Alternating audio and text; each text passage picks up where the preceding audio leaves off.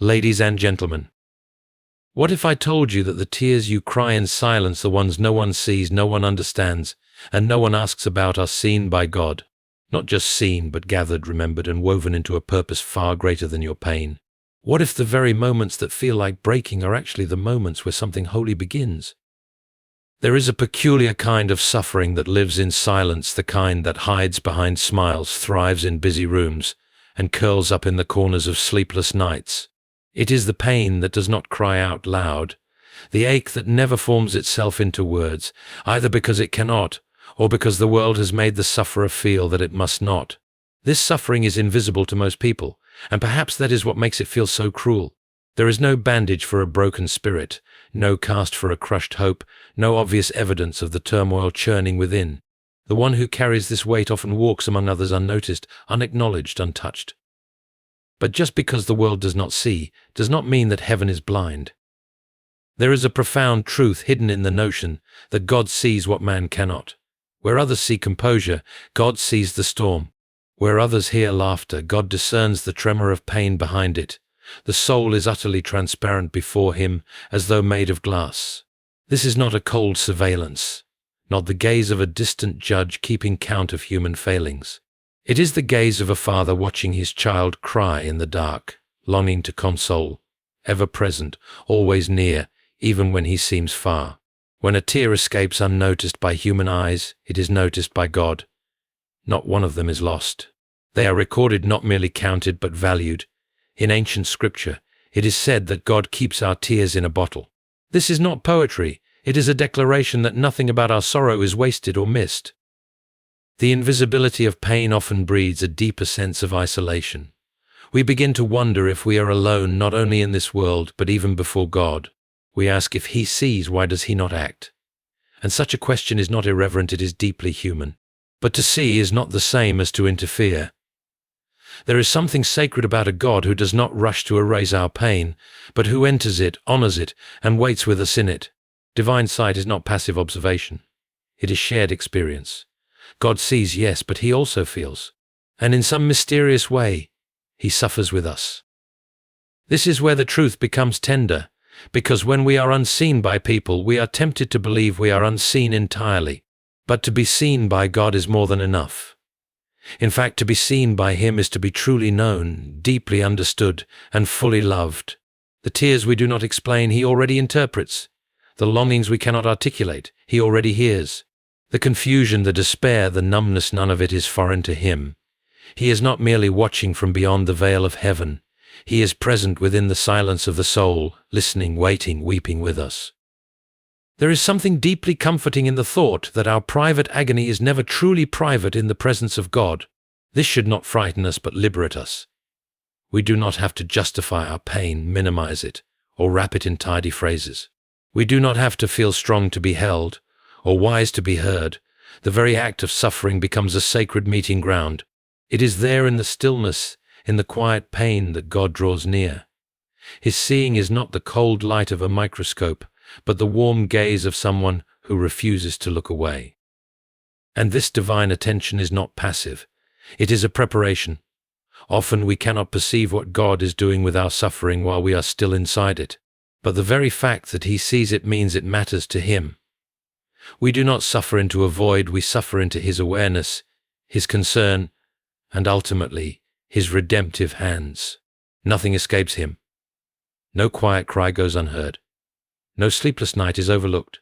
Every unnoticed grief is etched into eternity by the One who watches not from a distance, but from within our very breath. God sees your silent tears. That truth, quietly held, has the power to sustain a soul when everything else seems to fall away. Pain has a strange way of entering our lives uninvited, unwelcome, and often misunderstood. It arrives not with explanation, but with force, a diagnosis, a betrayal, a failure that shakes the ground beneath us. In those moments, the instinct is to recoil, to run from the ache or to numb it, to plead for its immediate removal. And yet, for all our efforts to avoid it, pain persists. It does not always come to destroy. Sometimes it comes to speak. We are conditioned to view pain as a punishment or a sign that something has gone terribly wrong. In a world that worships comfort and distraction, suffering feels like a scandal. But what if pain, in all its sting and silence, was never meant to be the final word? What if pain is not the enemy, but a messenger, one that speaks in a language deeper than words, a language that reaches the parts of us that nothing else can? There are truths we seem unable to learn in ease. Growth rarely occurs in still waters. The soul, like the earth, must be broken before it can be planted. Pain disrupts our illusion of control. It tears down the walls we've built to avoid vulnerability and self-reflection. It forces us to stop. And in that stopping, in that breaking, we are made available to the deeper questions: who am I really? What matters? What end am I truly living for? These are questions that comfort does not often provoke. They are the cries born from hardship. Pain often serves as a mirror. It reveals what we have trusted in, whether that be our own strength, our relationships, our plans, or our illusions of permanence. When those things are shaken, we come face to face with our limitations. It is not a cruel unveiling, but a necessary one. In losing what we thought we could not live without, we sometimes find what we never knew we truly needed. Pain redirects. It tells us we are off course, not because we are hated, but because we are loved too much to be left where we are. This is where the idea of purpose begins to emerge. Pain, when looked at through the right lens, becomes a refiner. It burns away pretense, it humbles, it clarifies. What once seemed essential is revealed as trivial.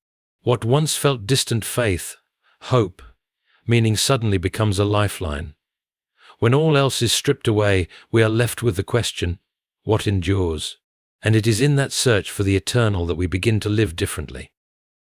There is, too, a holy tension in suffering. It demands something from us: endurance, faith, humility, and yet it gives something back in return. Compassion, empathy, wisdom, depth. The person who has walked through the fire and has not turned bitter carries a strength that cannot be faked or bought. There is a certain authority in the voice of someone who has suffered and found purpose within it. They do not speak in theories. They speak in scars. What pain strips away in comfort, it often returns in clarity. It teaches us that control is an illusion, but hope is not. It teaches us that strength is not in avoiding brokenness, but in rising again through it. It teaches us that joy is not found in the absence of sorrow, but in the presence of something greater than sorrow. These lessons are not quickly learned, nor are they easily welcomed, but they are lasting. They mark the soul in ways that pleasure never could. In time, we may even look back and see that the pain which once felt like a cruel intrusion was in fact a turning point, a divine interruption. The very thing we would have begged to avoid becomes the beginning of a deeper life. We did not know it then, but we were being drawn closer to what is real, what is eternal. The suffering was not random. It was not the end. It was the message that we had more to see, more to become, and more to understand than comfort alone could ever teach us. There are moments in life when words fail us. Grief sits too heavily on the chest to be shaped into speech. Fear knots itself so tightly in the soul that language becomes inadequate. In these moments, what pours forth are not sentences, but tears, those quiet, vulnerable streams that escape when all else collapses. To the watching world, tears may seem like weakness, like breakdowns, like evidence that a person is unraveling. But in the deeper reality, the one the soul knows and heaven honors, tears are anything but empty. They are a language of their own, and they speak in ways that words cannot reach. Tears do not need translation. A child cries without understanding their pain, yet a parent knows what it means. In much the same way, our Father in heaven reads our tears with more clarity than we can ever express. He does not require articulate prayers to understand what we feel. He does not need perfect theology or composed emotions. A single tear shed in the presence of God is more eloquent than 1,000 carefully chosen words, because tears come from the deepest place, from the soul's rawest wound, and God always hears from that depth. This language of tears is ancient. It is the cry of the heart that bypasses intellect. When Job sat in silence on the ash heap, when Hannah wept at the temple without speaking a word, when Jesus himself wept at the tomb of Lazarus, something holy happened. There was no speech, only tears. But those tears carried the full weight of sorrow, hope, and faith. They were not dismissed. They were not lost in the wind. They were seen, honored, and answered. What is remarkable is that God does not merely notice our tears, he collects them. The image used in sacred writings is that of God storing each tear in a bottle. This is not metaphorical sentiment. It is a declaration of divine attentiveness. Every tear we cry matters to Him. Not one slips past His notice. Not one is deemed too small or too irrational. They are gathered because they carry meaning. They carry our prayers when words cannot form them. They carry our longing for healing, for comfort, for answers we dare not speak aloud. Tears are the evidence of a living, feeling heart. And in a world that often demands stoicism, strength, and emotional restraint, we must be reminded that heaven does not frown upon weeping. Heaven listens to it. There is a sacredness in crying that this world has forgotten. People may turn away from tears out of discomfort, but God turns toward them. Where others see emotional collapse, He sees spiritual honesty. He does not ask us to pretend or to smile through agony. He invites us to weep where we are, knowing that even in the act of crying, communion with Him is possible. In moments of private sorrow, those nights where one cries silently into a pillow, hoping not to be heard, God is already there. He does not arrive at the sound of sobs. He is present before the first one escapes. In that lonely room, in the stillness after heartbreak or despair, when no comforting voice reaches us, His presence does. Not always with immediate relief, not always with answers, but always with nearness. And often that nearness is enough to sustain. Tears are not wasted. They are not signs of defeat. They are evidence that we still care, that our hearts are still tender, still human. And perhaps more importantly, they are reminders that something within us yearns for a world that is not broken. That yearning itself is a prayer, a longing for heaven, for peace, for justice, for a day when there will be no more crying. Until that day comes, every tear shed in the dark carries eternal weight. It becomes part of a larger conversation with the Divine One that goes deeper than the intellect, one that reaches the very heart of God. So while we may feel mute in our grief or voiceless in our suffering, we are never unheard. Our tears speak and heaven listens. In silence, in brokenness, in those wordless moments when only tears remain, something sacred unfolds. We are not alone. We are not ignored. The soul speaks its clearest truths in tears, and God understands everyone. There is a quiet tragedy in pain, not only because of how deeply it wounds us, but because of how hidden its meaning can be. In the midst of sorrow, we often find ourselves groping in the dark, searching for some thread of understanding. We cry out for clarity, for some sign that this hurt is not senseless. But pain rarely explains itself. It does not come with a label or a map. It wraps itself in shadows, and the heart is left wondering why. Yet even when its purpose is concealed, pain may carry within it a gift, one not visible at first, but waiting to be discovered. The human instinct is to judge pain quickly. We declare it evil, unfortunate, or meaningless. We tell ourselves that if something hurts, it must be wrong. But there are depths of growth, insight, and transformation that are only reached through affliction. Just as a seed must be buried in darkness before it can break open into life, so too must we often pass through hidden seasons of anguish to emerge into newness. The discomfort, the loss, the heartbreak, none of it feels beautiful while we are in it. But what if these very things are wrapping paper for something eternal? We rarely recognize gifts in the moment they are given, especially not the ones that come through trial. A broken heart does not look like a blessing. A season of loneliness does not resemble an invitation. And yet, looking back, many can say it was precisely in those seasons that they were changed most profoundly. The pain pushed them to seek, to reflect, to pray in ways they never had before. It stripped them of illusions and brought them face to face with what truly matters. It is not that the pain itself was good, but that something good came from walking through it. There is a strange mercy in the way pain refuses to be ignored. It interrupts our routines. It tears us from shallow distractions. It demands our attention, not out of cruelty, but out of necessity. It invites us sometimes violently to look beyond what is seen. In a way, it forces the soul to wake up. And though the waking hurts, it is also the beginning of understanding. We begin to ask deeper questions. We begin to wonder if there is more to life than the comfort and control we once clung to. We start to search for meaning beyond the temporary. Often pain reveals what has been hidden inside us. It exposes fears, attachments, and longings that we did not know were there. In doing so, it becomes a mirror, one that does not flatter but tells the truth. We come to see ourselves not as we wish to be, but as we are. This can be humbling, even devastating. But it is also the starting point of growth. The truth, though painful, always sets free. And sometimes the only way we will confront that truth is through suffering. There is something profoundly loving in the idea that our suffering may hold a concealed purpose. It means that we are not at the mercy of random fate. It means that even our darkest chapters are not wasted. If there is purpose behind the pain, then there is also hope within it. It is not only a wound, it is a process. It is not only something to endure, it is something to learn from. This perspective does not erase the pain or make it feel lighter, but it allows us to carry it differently, more like a cross than a curse. We are often too close to our pain to see what it is doing in us. Just as a painting cannot be understood from inches away, so the meaning of our suffering often remains unclear while we are still in the middle of it. But as time passes, and as we look back with new eyes, we begin to see traces of grace hidden in what once felt like only sorrow. We remember the conversations that would not have happened, the prayers that would not have been prayed, the strength that would not have developed had the pain not come. And in those quiet realizations we begin to understand the purpose was there all along, waiting to be revealed. There is a paradox at the heart of every life touched by deep sorrow. When pain enters, we feel diminished, emptied, even undone. We feel weaker, more vulnerable, more fragile than we ever imagined we could be.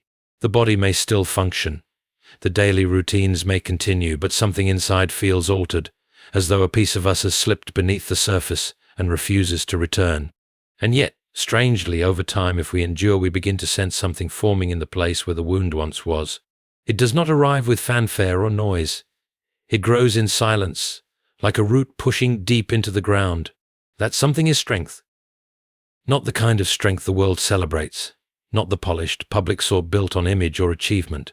This strength is quieter, more weathered. It does not deny sorrow, but carries it. It does not erase tears, but knows how to live with them. It is the strength of someone who has been broken and still chooses to hope. It is the resolve of a soul that has walked through darkness and has learned slowly to keep walking.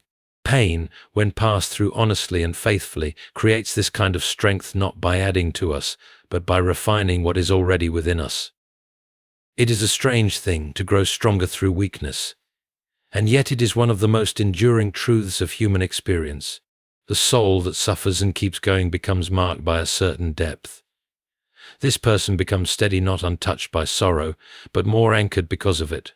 They have seen the worst that life can bring and discovered that they were not destroyed. They have tasted the bitterness of loss and somehow found sweetness on the other side, not in the circumstances, but in the growth. They become people of gravity, people of substance. They do not speak in haste because they have learned to listen. They do not offer cheap encouragement because they know how costly hope can be. Pain humbles.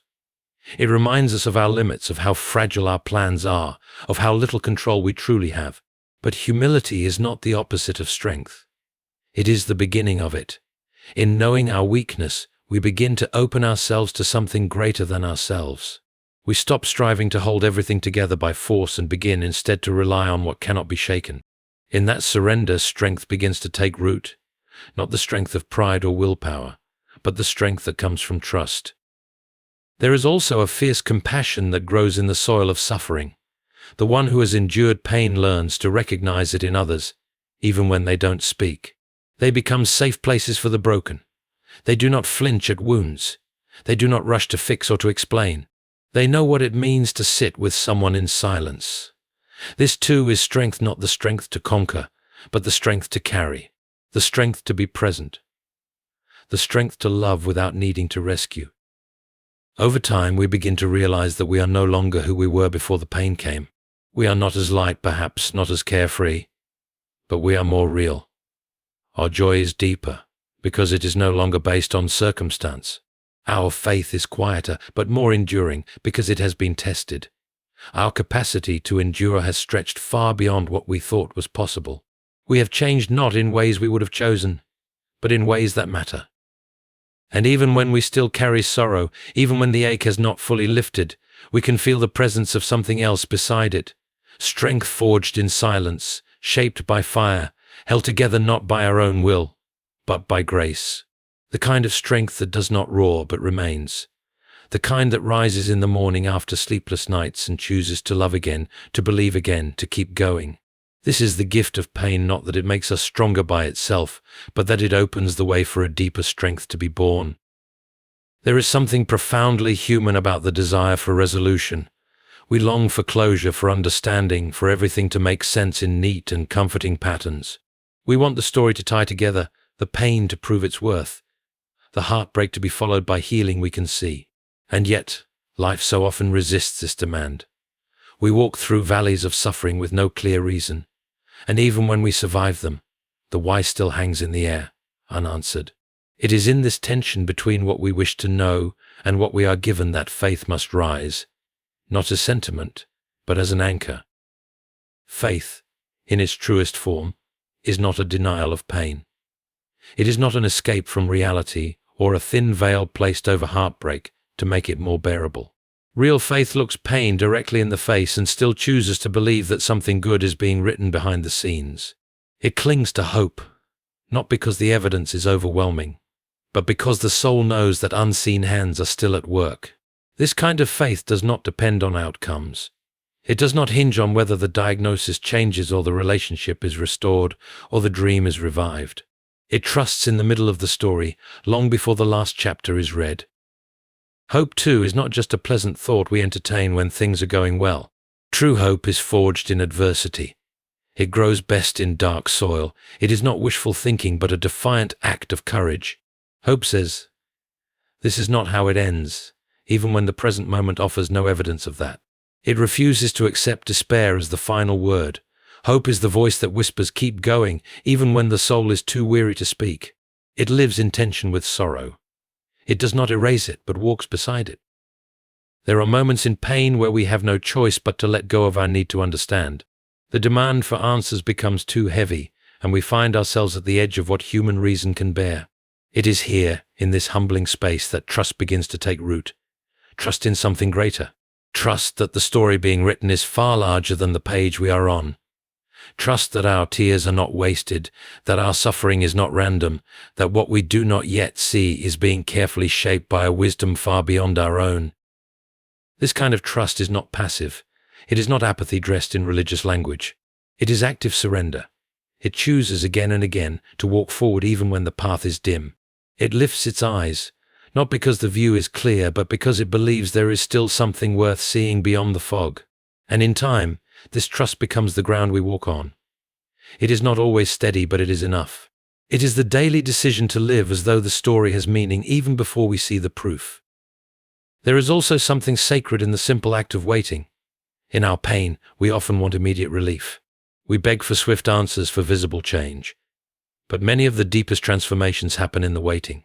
Waiting teaches us patience. It teaches us to listen. It teaches us to let go of control. And in the quiet, unnoticed hours where nothing seems to be happening, something often is. The seed breaks underground before it ever pierces the surface. The healing begins long before it is visible. The soul strengthens quietly while the world still sees weakness. We may never receive the explanations we long for. Some questions may remain unanswered in this life. Some wounds may not fully heal on this side of eternity. But what we are offered is something deeper than understanding. We are offered presence. We are offered the companionship of one who does not always explain, but always stays. One who does not remove all sorrow, but promises never to waste it. This presence does not answer every why, but it changes the how we endure, how we hope, how we love in the midst of loss, how we rise again and again. In that presence, hope lives. In that presence, trust grows. In that presence, faith finds breath. And through that presence, even the most painful stories begin to whisper of redemption. So what then shall we say of the silent tears, of the pain that came uninvited and the strength that grew unseen? We say this: God sees. He sees what no one else can, the prayers behind the sighs, the courage beneath the weariness, the purpose woven into the suffering. Your tears are not forgotten, your pain is not wasted, and your journey is not invisible. In the darkest moments, something eternal is being shaped within you, not despite the pain, but through it. Though you may not yet understand, though you may still carry questions, you are being drawn into a deeper, True, a story, one in which even sorrow serves a sacred role. So press on. Do not let go of hope. Your tears speak, your pain forms, and your faith rises. The author of your story has not turned away. He is nearer than ever. And one day every silent tear will make sense in the light of what it became.